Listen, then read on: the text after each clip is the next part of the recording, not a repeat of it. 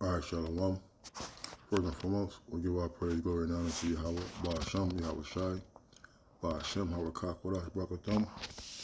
Dumb honor to the apostles and elders of the great millstone, to all I can prophet the Lord, pushing the word of truth and sincerity. I want to say Shalom. This is Diane Nawa from the great millstone camp of Columbus. Salakio. This scripture been in my mind for a couple of days. You know, people really think that they're going to get a quick, painless death from Yahweh Shai, in which some of us may, some may, and some may not. But who wants to take that chance with the King of Terrors?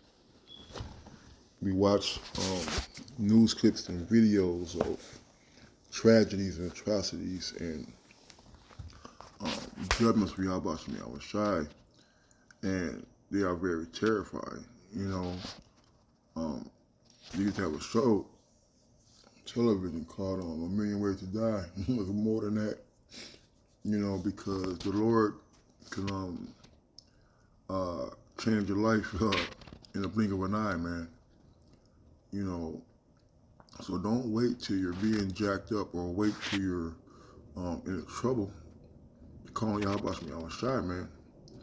All right, because who knows, all right, what your judgment is going to be, how long you're going to be in certain situations, because say like you walking and this happened to me. I'm walking, I fell and broke my ankle. Well, somebody be walking and fall and they bust their head and die. You see, one event, the same event can happen to two people who have two different outcomes, man.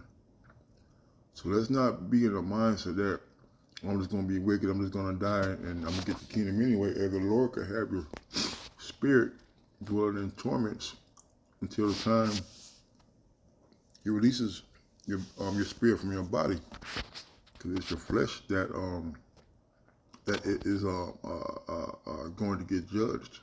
Spirits don't die. All right.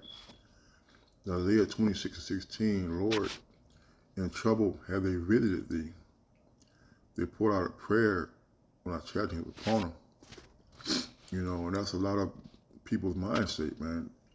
That they don't consider Yahweh Shai. They don't consider praying or talking to the Lord until they're in a jam. You see? Because they're hemmed up by the police, or they're in jail, or something happened to them, you know? And that's the wrong mindset to be in, man. All right? We have to constantly pray and ask the Lord for protection. We have to constantly keep in mind the Lord, all right? And not wait till something bad happens to acknowledge the power, all right, of Yahweh Shai, man. So like as a woman with a child that draws near the time of her delivery is in pain and crieth out in her pangs, so have we been in thy sight. You know, and, you know, the scriptures talk about us sighing and crying, you know, and we have, man, we're in pain. You know, some of us have a little more bumpier road than others, but at the same time, we're all crying, man. All right, and these pains, all right, are continuously, man. Whether it be somebody with their physical ailments, or just being oppressed and being vexed, all right, by this evil world, man. You know, and it does hurt. All right, it does hurt to have your body in dis-ease. That's why they call it a disease. It means your body is not at ease. You know, and you know, I don't know what it's like to have a child, but from the looks of it, all right, it doesn't seem very pleasant. You know, and the more we get closer and closer to the Lord's return, the more judgments He's gonna put on the earth, man. You see? So you could have a physical ailment, right, all your life, pain, and then when the Lord comes with them four-sword judgment, you're gonna have an actual added increase of pain, man. You see? You may have arthritis, which hurts really bad. You might get eaten up by a dog alive, man. You see? So we have to be very mindful not to be so prideful that we can just die how we want to, man.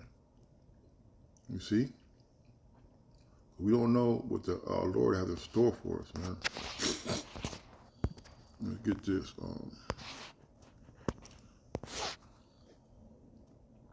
Oh yeah, let's get that.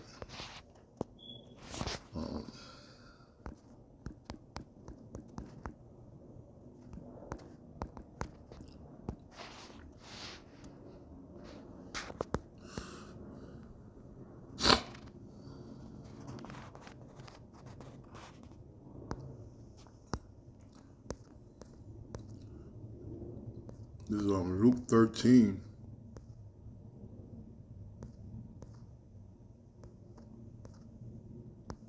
And 24 says, strive to enter in at the straight gate. For many, I say, unto you will seek to enter in and not shall be able, and shall not be able. You know, everybody that say, Lord, Lord, is not going to get into the kingdom, man. The Lord going to have horrific judgments for those. For a lot of people who we thought, or they thought, were on the right-hand side of the Lord, man. See, but they try to come up with some other way. They're establishing their own righteousness, man. They're not taking into account nor consideration the will of the Heavenly Father, man. We can put in all this work, all these years, and feed all these people in the soup kitchens, and could donate all these clothes and shoes and books. That don't mean you're doing the work of your house from your outside, man. You see? When once the master of the house is risen up and has shut to the door, and you begin to stand without and to knock at the door, saying, Lord, Lord, open unto us. And he shall answer and say unto you, I know you not whence you are. You know, and that's the most, I can imagine the most desperate feeling, all right, is when Yahweh Shai looks you in the face and says, depart from me, you workers of iniquity, man. All right? How you come in without a garment? All right? The Lord is going to turn away a lot of people, all right, from them chariots, man. And this is something that is not to be played with. It's something that's not to be taken lightly, man. Making mockery of the Lord, not teaching the name, all right, corrupting the word of Yahweh, adding and taking away from the book. When it comes time to see the judge, what will you say? All right. Then shall you begin to say, we have eaten and drunk in thy presence, and thou hast taught in our streets. But he shall say, I tell you, I know you not whence you are. Depart from me, all ye workers of iniquity, man. That's heavy, man. They said, man, we done drank, we done had Passovers, we done hosted guests and had feasts, and we done taught over here. We done got 300 subscribers. We got 6 million views, you see. But the Lord's not looking at that, man. The Lord look at the inward man. You see, you're going to be cast to outer darkness, right? Verse 28, there shall be weeping and gnashing of teeth when you shall see Abraham and Isaac and Jacob and all the prophets in the kingdom of the Most High, and you yourself thrust out. You see? You're going to see all those great men getting beamed up, all those great men getting salvation. And you're going to be wailing and weeping, man. So what would you that desire the day of the Lord? Amos 5:18, it says, woe unto you that desire the day of the Lord. To what end is it for you? The day of the Lord is darkness and not light. You know, a lot of you people don't know what you're asking for. You're asking for the return of your so-called Jebus. The Jebus ain't returning in the manner you're referring to, because there is no Jebus. But Yahweh Shai, yes, his day is full of wrath and anger, cloudiness and gloominess, man. All right, you're not going to be able to run and hide from the Lord or try to take yourself out, by jumping off a building or something or shooting yourself. The Lord put you right back in the spirit, all right, and have you go through his judgment, man. See? If a man did flee from a lion and a bear met him, or went to the house and leaned his hand on the wall and a serpent bit him, a lot of these deaths are going to be very violent, man. Bears eat you alive, man. All right?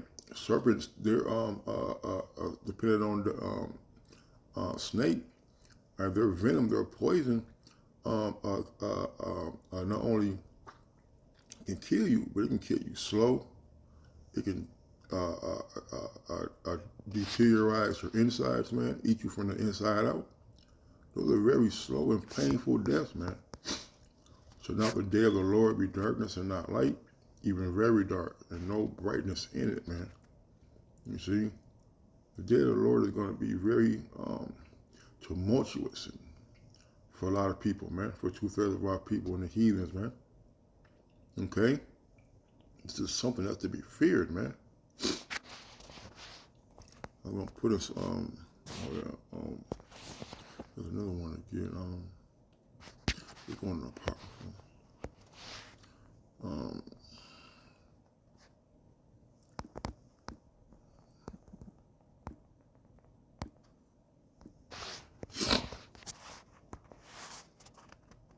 It was in Psalm 14.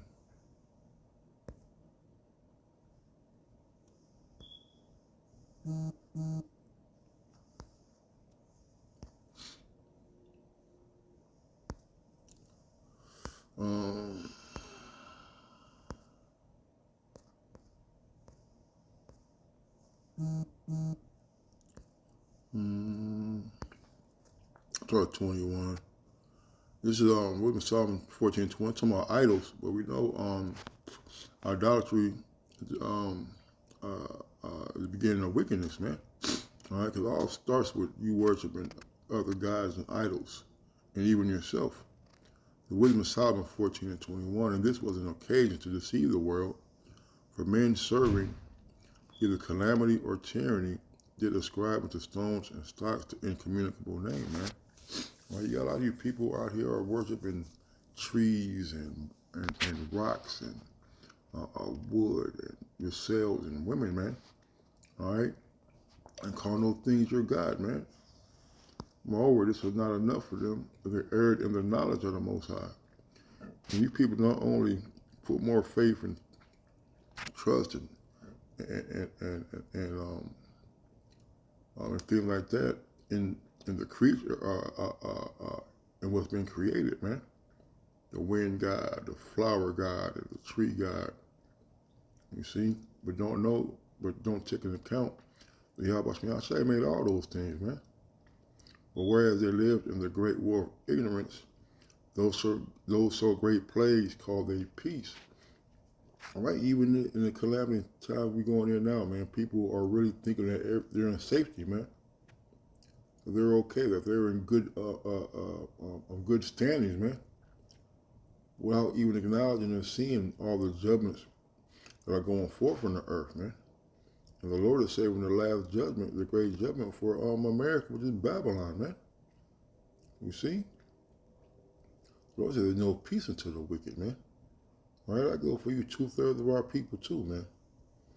And you go down and read all the things that they've done, man. All right, and this is going on today. So you destroy the sinners out of it.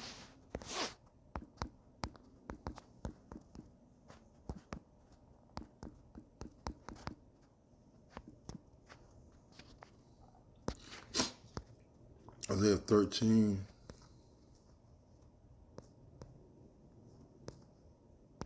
The 6 is, howl ye, for the day of your Yahweh is at hand. It shall come as a destruction from the Almighty. Man, this is those category 5 hurricanes and those F10 tornadoes and 8.9 earthquakes on the Richter scale. If none of that is going to compare right? To the hand of Yahweh outside being released, man. All right, we got those angels releasing, holding back the four winds, man. Wait till the Lord calls them and say, hey, let your hands go, man. We're going to see all the wrath, all the fury, Yahweh outside on the world that he had made. Therefore shall all hands be faint, and every man's heart shall melt, man. That's his mind, man. When you start seeing these plagues of Egypt coming back, you start seeing so-called unbelievable, undescribable events, are you really going to be freaking, going crazy out your mind, man? All those movies you watch that you laughing and you hearing about, those things are going to come to reality, man. Floods and tsunamis, and earthquakes, and tornadoes, and they shall be afraid. Pains and sorrow shall take hold of them. They shall be in pain as a woman that travaileth. They shall be amazed one at another. Their faces shall be as flames, man. They're going to be scared to death, man. You see? What it says, the eyes can consume out of their sockets, man. This is the terror of the Lord. This is the fear of the Lord. And none is going to escape out of his hand, man. None is going to be able to deliver your daughter or your son or your friend. Why? Because you be going through your own pain and misery and suffering, man. Verse 9 is, behold, the day of the Lord cometh cruel, both with wrath and fierce anger, to lay the land desolate, and he shall destroy the sinners thereof out of it. You see? The day of the Lord is a day of reckoning. It's a day of Shabbat, judgment. See? So with that, I'm going to say shalom.